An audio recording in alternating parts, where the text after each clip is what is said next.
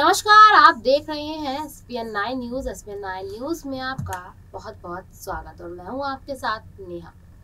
देखिए, आज की वो महाराष्ट्र विधानसभा परिसर के बाहर की तस्वीरें कोई नहीं भूल पाया है। जिस तरीके से आज महाराष्ट्र विधानसभा के बाहर यहाँ पर एक तरफ शिंदे गुट विपक्षी पार्टी के साथ जो नोकझोंक करते नजर आए। यहाँ पर आपको बता दें कि आप हमारी स्क्रीन पर एक वीडियो भी हम आपको दिखाएंगे कि किस तरीके से महाराष्ट्र विधानसभा परिसर के बाहर एनसीपी के कुछ नेता और यहाँ शिंदे गुट के कुछ नेता आपस में भिड़ते नजर आए और बात यहाँ तक बढ़ गई कि दोनों के बीच में यहाँ हाथापाई भी होती नजर आई। आखिरकार मुद्दा क्या है, आइए बताते हैं आपको। देखिए, यहाँ पर बात करें कि बहुत दिनों से महाराष्ट्र के अंदर जो सियासत फैल रही है, जो रायता फैला हुआ है सुप्रीम कोर्ट के फैसले को लेकर, चुनाव आयोग के फैसले को लेकर, उसको लेकर यहाँ पर कुछ ऐसी बात छिड़ी कि दोनों गुटों के बीच अनबन शुरू हो गई।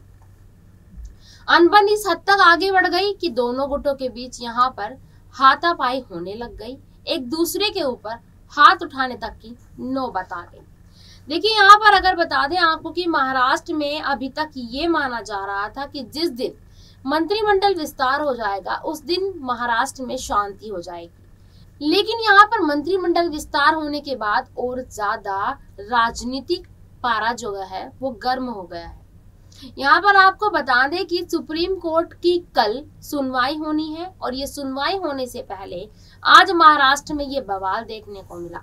अटकलें ये लगाई जा रही है कि सुप्रीम कोर्ट का जो फैसला आना है वो किसके हित में होगा, क्योंकि यहाँ पर जो अभी तक सिर्फ इंतजार हो रहा है वो ये है कि आखिरकार शिवसेना की जो कमान है वो किसके हाथों में आने वाली है, एकनाथ शिंदे के हाथों में या फिर उद्धव ठाकरे के हाथों में, या फिर कोई तीसरा नया चेहरा होगा जिसके हाथों में ये कमान सौंपी जाएगी। आपको यहाँ पर बता दें कि बहुत दिनों से इस चीज का इंतजार किया जा रहा था। इससे पहले भी सुप्रीम कोर्ट की 2 सुनवाई हो चुकी हैं। यहाँ तक कि सुप्रीम कोर्ट ने शिवसेना का मामला जो बड़ी जजों को भेज दिया है, जो सुप्रीम कोर्ट से बड़ी बेंच है उनको भेज दिया गया है, क्योंकि सुप्रीम कोर्ट का कहना है कि अब उनके हाथ में ये मामला नहीं रहा है, क्योंकि ये बड़ा ही कह सकते हैं कि पेचीदा मामला हो चुका है। इस पर ये अभी तक ये इस पर फैसला नहीं सुनाया जा रहा है कि आखिरकार किसके हाथ में यहाँ शिवसेना की कमान सौंपी जाए।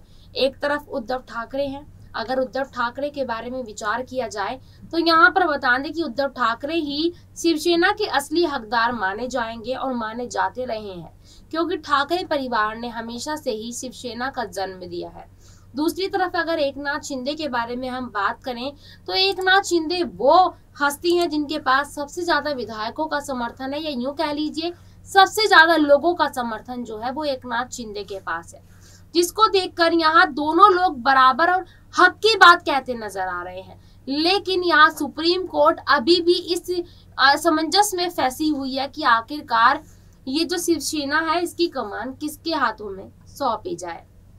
देखिए, हम आपसे इस बारे में बात इसलिए कर रहे हैं क्योंकि महाराष्ट्र में सत्ता तो पलट गई है, लेकिन अभी तक कुछ फैसला ना होने की वजह से सबकी जो नजरें हैं वो डगमगाई हुई हैं।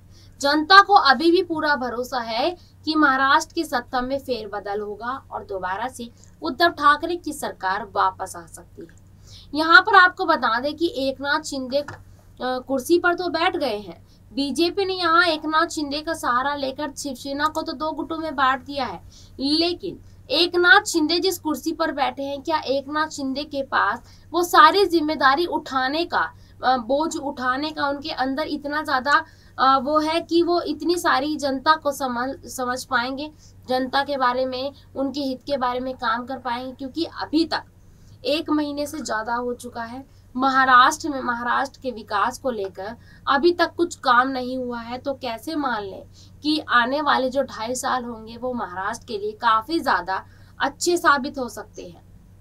हम आपको इसलिए ऐसा कह रहे हैं क्योंकि 1 महीने से ज्यादा हुआ है और यहाँ पर एकनाथ शिंदे और देवेंद्र फडणवीस दिल्ली दौरे पर कम से कम 6 बार निकल चुके हैं और देवेंद्र फडणवीस की अगर मैं बात करूं तो वो 6 से ज्यादा बार दिल्ली दौरे पर चले गए हैं। तो क्या मान लेना चाहिए कि अब महाराष्ट्र की जो सरकार चल रही है वो दिल्ली से चल रही है, अब वो महाराष्ट्र से नहीं चल रही, क्योंकि जब तक उद्धव ठाकरे के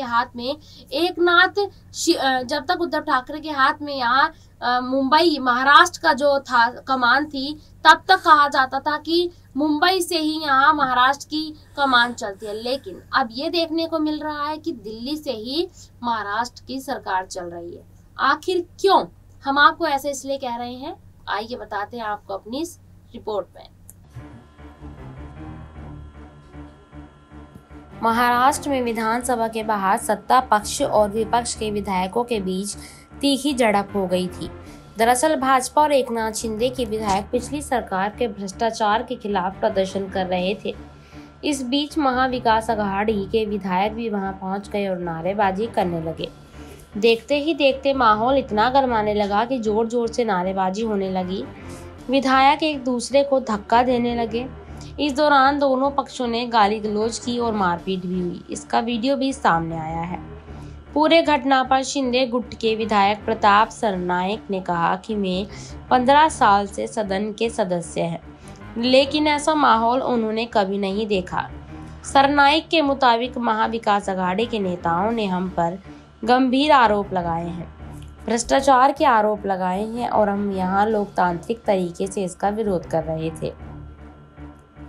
लेकिन एनसीपी और कांग्रेस के विधायक गुंडागर्दी कर रहे हैं। वहीं कांग्रेस नेता नाना पटोले ने कहा कि यही भाजपा का असली चेहरा है, जिस पूरे देश देख और समझ चुका है।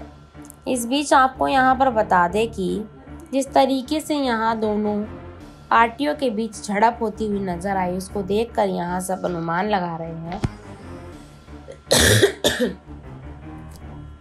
कि जिस तरीके से यहाँ पर कल सुप्रीम कोर्ट की सुनवाई होनी है, ये जानबूझकर ऐसा माहौल क्रिएट किया गया है जिससे सुप्रीम कोर्ट यहाँ फैसला जल्द से जल्द ले सके।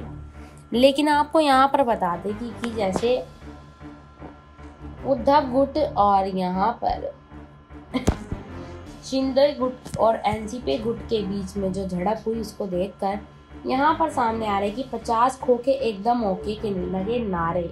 महाराष्ट्र में विधानसभा के बाहर भिड़े शिंदे गुट और विपक्षी विधायक। देखिए बता दें आपको कि महाराष्ट्र में मानसून सत्र के 5वें दिन बुधवार को विधानमंडल के बाहर मुख्यमंत्री शिंदे की अगुवाई वाले गुट और विपक्षी विधायकों के बीच तीखी नोकझोंक होने का जो कारण है वो नारेबाजी है। इन विधायकों ने महाविकास अघाड़ी के 50 खोखे ओके का करारा जवाब दिया। बीजेपी और शिंदे समूह के विधायकों ने नारे लगाए, डीएमसी के बक्से मातोश्री के ओके, स्थायी समिति के बक्से मातोश्री के ओके, सचिन वाजे के बक्से मातोश्री के ओके जैसे नारों ने मीडिया का ध्यान खींचा। और इस बीच यहाँ पर यह भी बताया जा रहा है कि इस तरीके के नारों से साफ ये पता चल रहा है कि ये नारे इसलिए लगाए जा रहे थे ताकि उद्धव की सरकार को नीचा दिखाया जा सके। आपको हमारी खबर कैसी लगी हमें जरूर बताइएगा और तमाम खबरों के लिए देखते रहिएगा SBN9 न्यूज़। धन्यवाद।